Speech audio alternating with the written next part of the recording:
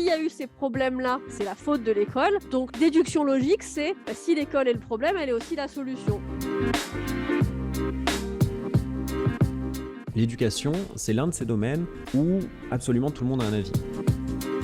On a cette possibilité de l'éducation populaire gratuite pour tous, 24 heures sur 24, permanente, qui est formidable, toute la science à portée de clic. Mais est-ce qu'on s'en saisit correctement ? Et pour moi, c'est aussi ça le rôle de l'école et des adultes. Puzzle, un podcast du service recherche de l'INSPE de l'Académie de Lille Hauts-de-France.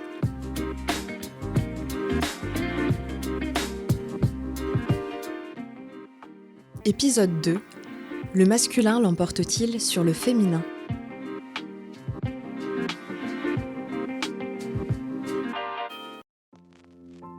Lors du premier épisode de Puzzle, nous avons discuté de la façon dont le genre influence le choix d'orientation des élèves.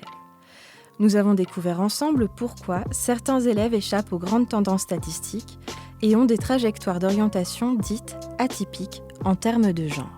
Alors, que se passe-t-il pour ces femmes et ces hommes qui choisissent des parcours scolaires socialement associés à l'autre genre ? Les dynamiques à l'œuvre sont-elles les mêmes pour les femmes et les hommes ? Je suis Mylène Geldof, du service recherche de l'INSPE de l'Académie de Lille Hauts-de-France. Et aujourd'hui, toujours accompagnée et guidée par Alice Olivier, maîtresse de conférences en sociologie, enseignante au sein de notre INSPE et chercheuse à l'unité de recherche Clercé à l'Université de Lille, nous allons tenter de répondre à cette question.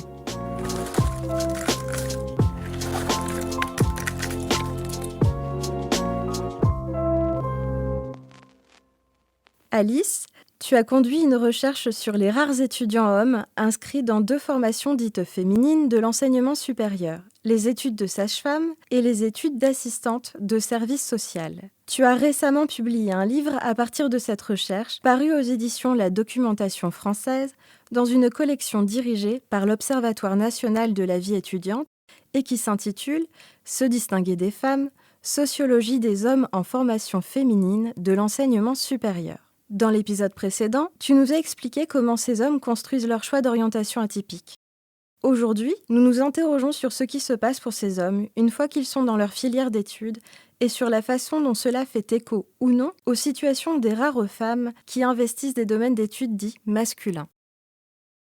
D'où ma première question, Alice, pour commencer. Qu'observe-t-on pour les femmes qui étudient dans des formations dites masculines ou plus généralement qui travaillent dans des domaines professionnels dits masculins ? Alors effectivement, on a vu la dernière fois que ces jeunes femmes, elles construisent souvent le choix d'orientation de manière motivée, qui est liée à des goûts, des appétences qu'elles ont développées depuis souvent la petite enfance.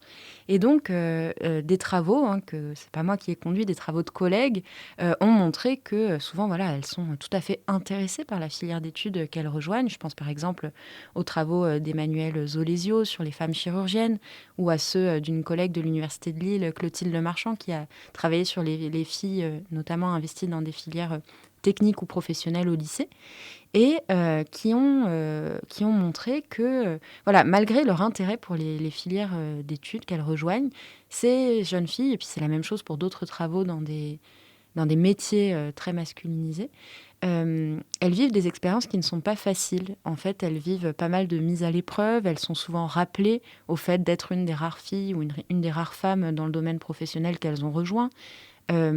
C'est pas forcément évident de s'intégrer au sein du groupe de pairs. Alors, elles y arrivent, beaucoup y parviennent, mais il peut y avoir parfois un certain nombre d'obstacles, de difficultés. Les femmes ou les filles concernées évoquent un sentiment de ne pas se sentir légitime, d'être régulièrement remises en question sur leur travail ou leurs compétences scolaires ou professionnelles. Et donc, effectivement, c'est pas une situation très confortable. Donc, c'est pas parce qu'elles sont intéressées que c'est forcément facile par la suite. Alors, elles peuvent avoir des soutiens de la part d'enseignants, d'enseignantes, quand c'est au lycée, par exemple, de CPE, de chefs d'établissement, d'assistants d'éducation, etc., qui peuvent tout à fait les accompagner. Mais globalement, quand même, elles vivent des expériences qui ne sont pas faciles. Par exemple, un autre exemple auquel on peut penser, qui est mis en évidence par Clotilde Marchand, c'est la difficulté parfois à trouver des stages pour ces jeunes filles quand elles sont dans des filières professionnelles. C'est pas forcément aisé pour elles de trouver un stage dans un métier masculin comme les métiers de la mécanique, de l'automobile, etc. Et est-ce que ces mécanismes et constats sont les mêmes du côté des hommes lorsqu'ils suivent une formation dite féminine ? Alors non, effectivement, c'est pas du tout le même type de mécanisme qu'on peut voir. C'est ce que montre d'ailleurs Clotilde Marchand, puisqu'elle a comparé les deux types de trajectoires. Et c'est ce que j'ai pu voir moi aussi dans ma recherche que tu as évoquée. J'ai travaillé auprès d'hommes sages-femmes et assistants de service social, enfin des étudiants précisément. En fait, j'ai pu en rencontrer 58.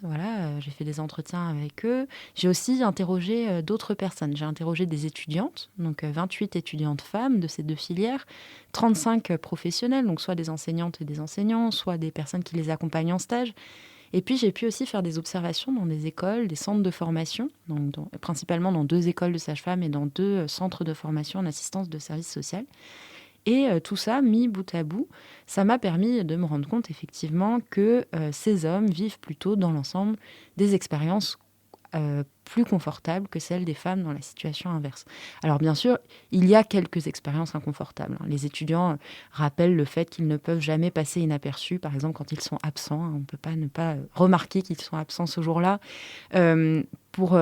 Pour l'apprentissage professionnel, ça arrive par exemple que certaines patientes ou certaines usagères de services sociaux refusent de se faire accompagner par un homme. Donc voilà, c'est une situation qui peut effectivement ne pas être très agréable à vivre. Mais finalement, ces situations, au regard de l'ensemble de l'expérience dans la formation, puis plus tard sur le marché du travail, elles sont marginales. C'est-à-dire que dans l'ensemble, on repère un certain nombre de privilèges, d'avantages au fait d'être un rare homme dans une filière dite féminine. Alors, je peux te donner quelques exemples. Par exemple, j'ai pu remarquer que les hommes sont très surinvestis dans les rôles de représentation du groupe étudiant. Par exemple, ils sont plus souvent délégués de classe, référents des groupes quand il faut un porte-parole pour aller parler aux enseignantes ou aux enseignants. Ils sont très investis dans les associations étudiantes. Ils ont aussi souvent des relations assez individualisées avec les enseignantes et les enseignants qui les repèrent un peu plus et qui, du coup, les connaissent aussi un peu mieux. En stage, eux, pour le coup, ils obtiennent facilement des stages. Et puis, sur leur lieu de stage, parfois, ils sont repérés. On peut leur proposer de revenir pour un emploi plus tard, après la période de formation. Ils font l'objet de projections professionnelles qui sont valorisantes. Ils seraient plus calmes, ils tiendraient mieux la bonne distance avec les usagers, les usagères, les patientes. Ils sont perçus comme plus professionnels, en fait, que les femmes qui, elles, se laisseraient davantage emporter par leurs émotions, par exemple. Alors, on repère là un certain nombre de normes, de représentations genrées qui jouent très fortement. Ça se retrouve aussi dans le groupe étudiant. Ces hommes, ils ont une place un peu à part dans le groupe, dans l'entre-soi féminin, en fait, qui est celui de la promotion. En fait, ils sont très bienvenus dans ces promotions où on les considère comme plus amusants, plus détendus. Ils pourraient aussi être des arbitres dans les conflits entre femmes. Les groupes de femmes sont souvent décrits comme extrêmement conflictuels. Et donc, on se dit, chouette, il va y avoir un garçon, ça va apaiser un petit peu les choses. Et je trouve que ce qui donne ce qui permet bien de voir ces avantages à l'œuvre, c'est par rapport au jugement scolaire. En fait, ces garçons, ces hommes, ils n'ont pas des meilleurs résultats que les filles. Et ils sont scolairement, et ça se retrouve, je veux dire, dans toute la scolarité. Au-delà de ces cas spécifiques, d'une manière générale, les jeunes filles ont des meilleurs résultats que les jeunes garçons. Et en l'occurrence, là, c'est le cas. Ils redoublent plus souvent, ils obtiennent moins le diplôme d'État en fin de formation, etc. Et malgré ça, il y a une forme de suspension du jugement scolaire, ou en tout cas, ils bénéficient d'une forme de bienveillance par rapport à ces résultats.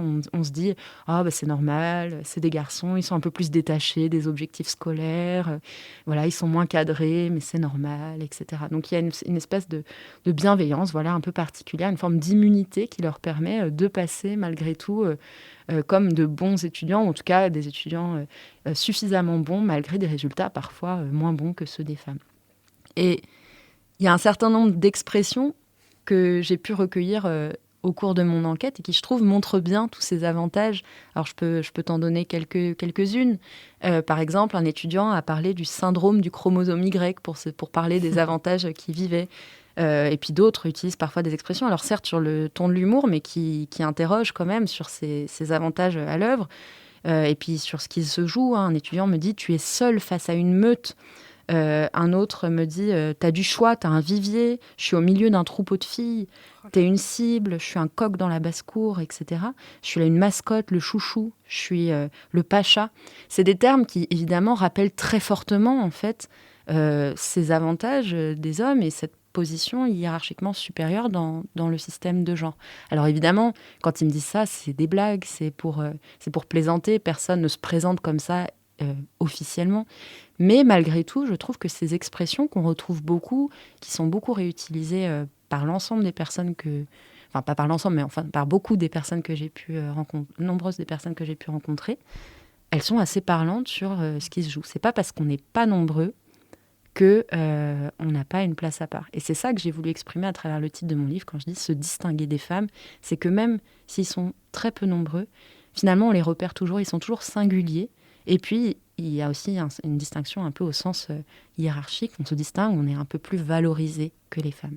On voit bien avec ce que tu viens de nous décrire que les réalités vécues par les femmes et les hommes, aux trajectoires atypiques, ne sont pas les mêmes du tout. On voit que les hommes en formation dite féminine bénéficient davantage par rapport à leurs homologues féminines. Est-ce que c'est le cas, en fait, pour tous les hommes ?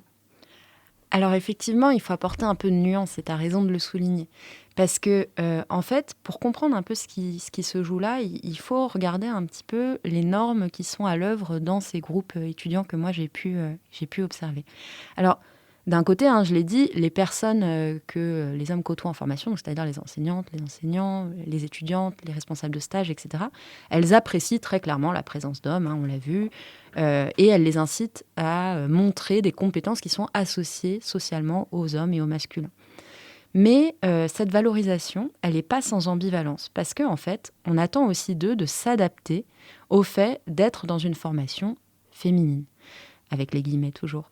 Alors, déjà, parce que pour exercer les métiers de sage-femme ou d'assistante de service social, il faut être capable de développer un certain nombre de compétences professionnelles qui sont socialement associées aux femmes. Au premier titre duquel, la compétence de care, ça veut dire le soin aux autres, l'attention aux autres, c'est quelque chose qui est central dans ces métiers-là. Et un homme qui ne serait pas du tout d'accord pour aller vers ce type de compétences serait évidemment disqualifié pour la pratique professionnelle puisque c'est central dans ce métier-là. Donc déjà, ils doivent quand même accepter, s'adapter, aller vers ce type de dispositions, de compétences qui sont socialement connotées comme féminines. Et puis, dans ces formations, on attend aussi des hommes d'afficher et de respecter un fort principe d'égalité des sexes. En fait, ce principe d'égalité des sexes, c'est ce qu'une sociologue qui s'appelle Isabelle Claire a appelé l'éthos égalitaire. C'est quelque chose qu'on retrouve aujourd'hui dans l'ensemble de la société, notamment chez les plus jeunes générations. Il y a un principe d'affirmer que les femmes et les hommes sont peut-être différents, mais ils sont égaux. Ça, c'est quelque chose qui est très fort. C'est une norme sociale aujourd'hui très affirmée. Et du coup, elle est particulièrement affirmée en fait dans les formations que moi j'ai pu étudier parce que c'est des jeunes personnes et puis par ailleurs c'est des formations où il y a énormément de femmes et donc on ne va pas accepter que quelqu'un soit explicitement machiste, soit voilà rappeler en permanence que moi je suis un homme donc je dois vous être supérieur, etc. C'est pas du tout ce type de pratique qui est acceptée et parfois on attend aussi des hommes de savoir voilà rester discrets, se taire dans des moments où les femmes peuvent parfois partager un certain nombre d'expériences qu'elles sont contentes de pouvoir partager entre elles. Il y en a beaucoup qui racontent que finalement, elles ont vécu dans ces formations des expériences et des discussions qu'elles n'avaient pas dans d'autres contextes et qu'elles apprécient en fait aussi parfois cet entre-soi de femmes. Et donc, parfois, elles souhaitent que les hommes se fassent discrets, s'adaptent, etc. C'est ce que moi j'ai appelé finalement une attente de jonglage pour les hommes. On attend un peu d'eux de jongler entre ce qui est féminin, ce qui est plus masculin, entre s'affirmer très fort en tant qu'homme et montrer qu'ils sont là, qu'ils peuvent jouer le rôle d'homme dans certaines situations. Et puis au contraire, d'autres fois, on attend d'eux d'être beaucoup plus discrets. Et finalement, c'est ça qui va leur permettre d'obtenir les positions les plus favorables. Et effectivement, pour revenir à la question que tu posais, tout le monde n'y arrive pas aussi bien. C'est pas aussi fluide pour tout le monde, en fait, de d'endosser ce rôle de jonglage, on va dire. Et finalement, ce que j'ai pu voir, c'est que c'est très lié au profil de ces hommes et à la façon dont ils se sont orientés dans la formation. Est-ce qu'ils sont motivés pour être là ou pas ?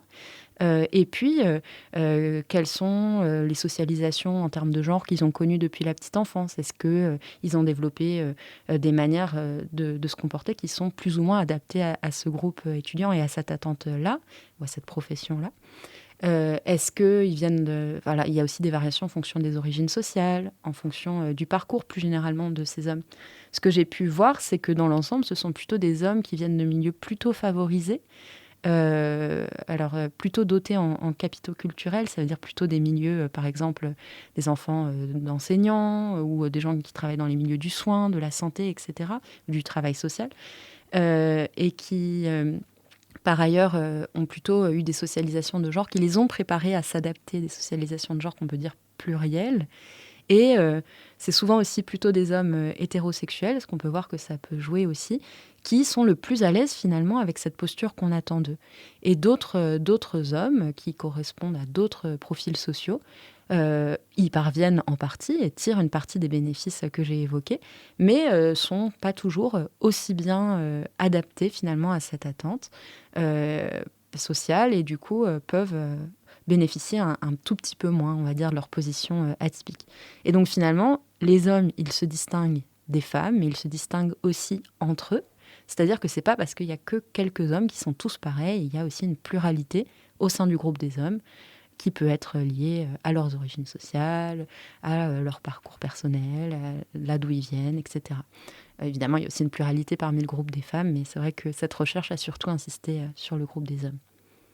Face à ces constats des inégalités de genre en orientation et en formation, quel est le message que tu voudrais faire passer, du coup, Alice, aux auditeurs et aux professionnels de l'éducation ? C'est vrai que quand on fait ce type de constat, on se dit, mais mince alors, ça veut dire que ça ne suffit pas de changer la démographie des professions, des métiers, des filières de formation. Ça change pas, en fait, finalement, les inégalités se déplacent d'une certaine manière, on les retrouve une fois dans la filière d'études. Et je pense que ça, c'est quelque chose qui est important à retenir et que je dis souvent à nos étudiantes et étudiants qui sont des futurs professionnels de l'éducation, par exemple, c'est que il ne faut pas forcément à tout prix chercher à faire venir des garçons dans des filières dites féminines ou des filles dans des filières dites masculines. Parce que finalement, si on les encourage à venir en tant que femmes, entre guillemets, ou en tant qu'hommes, alors on va projeter sur ces personnes un certain nombre d'attentes, de normes sociales, qui va juste déplacer le problème, si tu veux. Ça va faire que les inégalités, elles vont se reproduire, mais une fois dans la filière. Si on dit, par exemple, à une petite fille « Ah oui, il faut absolument que tu fasses des études d'ingénieur, puisqu'on a besoin en ingénierie de personnes qui ont de l'intuition, qui sont douces et qui parlent gentiment aux équipes », ça repose sur des stéréotypes de genre. Et ça veut dire qu'on va les renvoyer à ces images-là une fois dans ces filières-là. Et donc, le problème n'est pas résolu. On retrouvera des inégalités.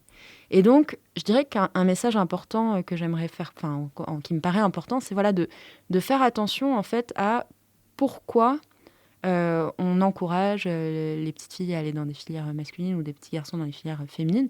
Bien sûr, idéalement, il n'y aurait plus ce type d'enjeu.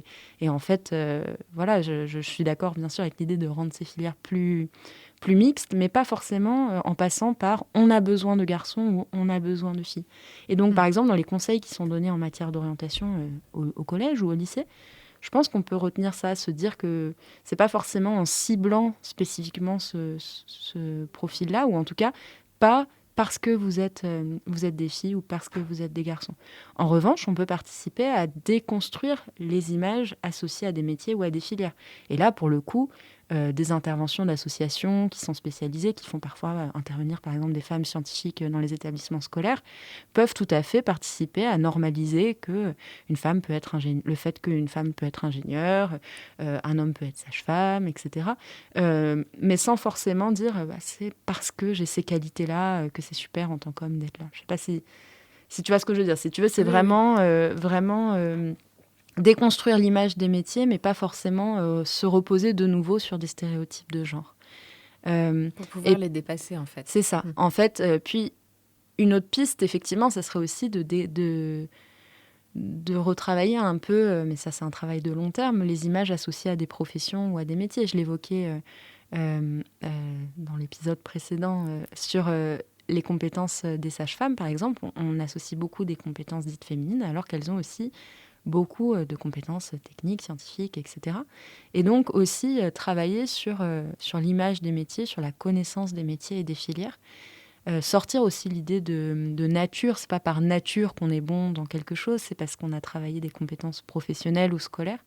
Et ça, en fait, ça permettrait, je pense, dans un travail de long terme, ça participerait en tout cas à déconstruire un petit peu l'idée de destinée, quoi. On va faire ça parce qu'on est une fille, parce qu'on est un garçon. Alors là, on parle de genre, mais c'est la même chose pour d'autres dimensions du monde social, comme les origines sociales, comme le milieu social, le parcours migratoire, le territoire rural ou urbain dont on vient, etc. C'est autant de critères qui marquent en fait la scolarité des personnes. Et je pense que voilà, les professionnels de l'éducation, en tout cas, peuvent participer à déconstruire un petit peu ces idées préconçues qu'on a, qui sont liées au fonctionnement de la société, pour pouvoir construire des orientations moins genrées, mais aussi moins marquées en fait par ces stéréotypes qui bloquent et qui produisent des inégalités par la suite. Merci beaucoup Alice. Merci. Voici la fin du second épisode de Puzzle. Vous pouvez retrouver l'ensemble des ressources utilisées et proposées pour aller plus loin sur notre site internet de l'INSPE de l'Académie de Lille Hauts-de-France dans la rubrique Recherche. À bientôt!